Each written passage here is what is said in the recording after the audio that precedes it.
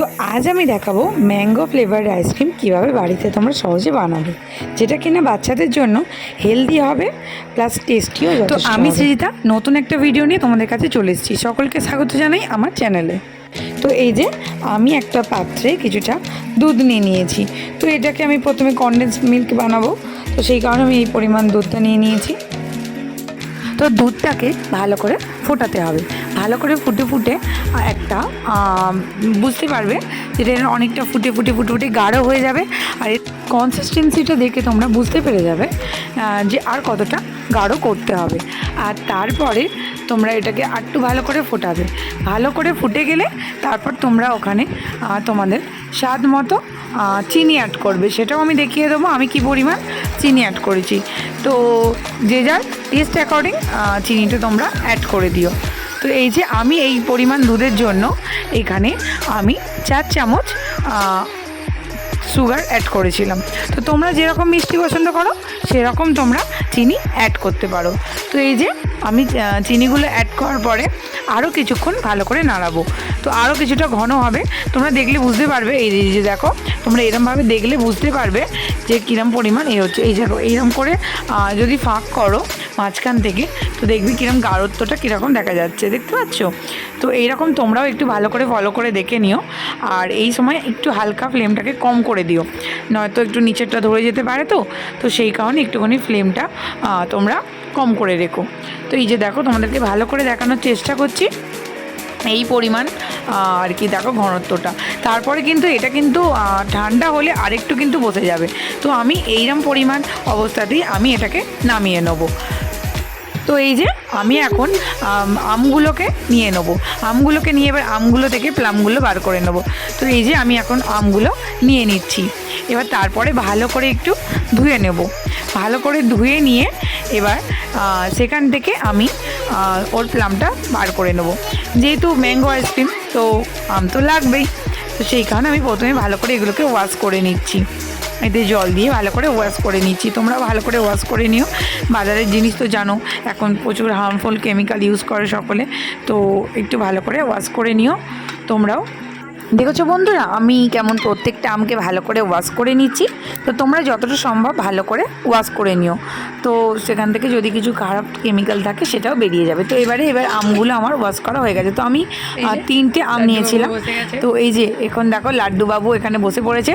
তো আমি আর ও মিলেই এই ইনগ্রিডিয়েন্টসটা পুরোটা তৈরি করব, আর সেটাই তোমাদেরকে ভালো করে আজকে দেখাবো। তো চলো আমগুলো আমরা প্রথমে কাট করে নেবো। তো এই যে এবার দেখো আমগুলো সকলগুলো কাট করা হয়ে গেছে।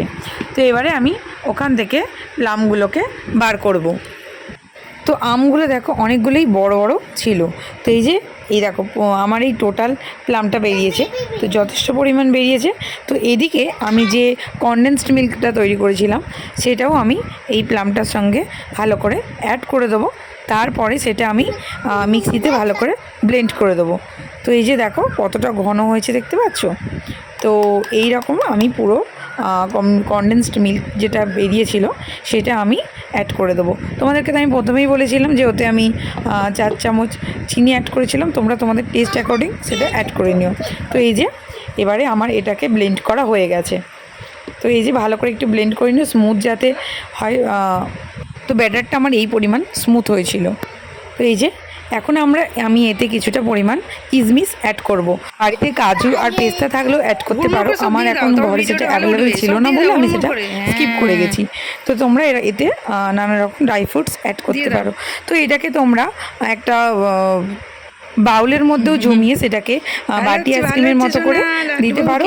এখন আমি যেহেতু সোনাই একটু যে স্টিক যে আইসক্রিমগুলো হয় সেগুলো খেতে ভালোবাসে বলে, তো আর তাছাড়া ওর জন্য আমি একটা আইসক্রিম মেকারও কিনেছিলাম, যেহেতু আইসক্রিমটা পছন্দ করে।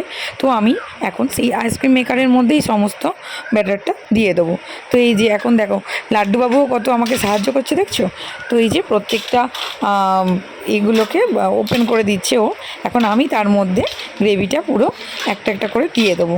তো এই যে এখন প্রত্যেকটা ওপেন করা হয়ে গেছে। এবার আস্তে আস্তে আমি ওর মধ্যে গ্রেভিগুলো দিয়ে দেবো।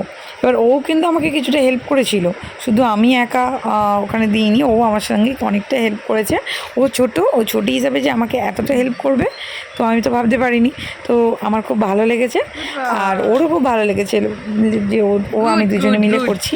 তো এই যে তারপরে আমরা এবারে ওর মধ্যে এগুলো দিয়ে দিচ্ছি। তারপরে আমরা সেটাকে 24 ঘন্টা প্লাস টাইমের জন্য রেফ্রিজারেটারে রেখে দেবো।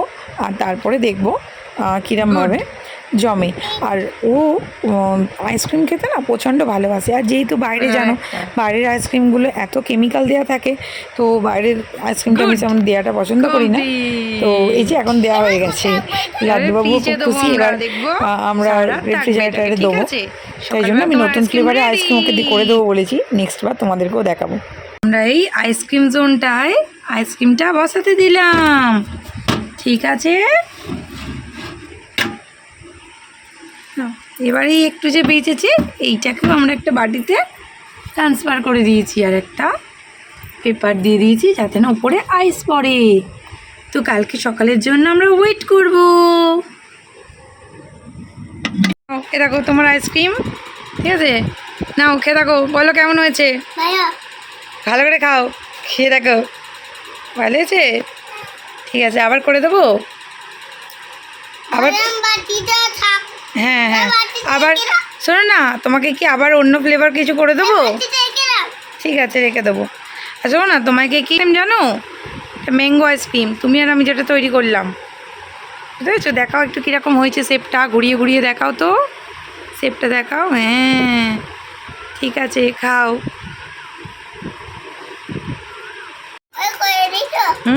তুমি তো আইসক্রিম খেতে ভালোবাসো, ওই জন্য করে দিয়েছি তো তোমাকে, ঠিক আছে। এরপরে আবার অন্য করে দেবো। হ্যাঁ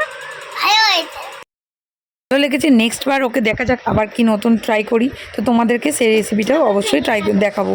আর তোমরা এটাও কিন্তু অবশ্যই বাড়িতে সকলে ট্রাই করে দেখো, আর বেবি থাকলে তো অবশ্যই। আর ভিডিওটি কেমন লাগলো জানাতে ভুলো না। ধন্যবাদ।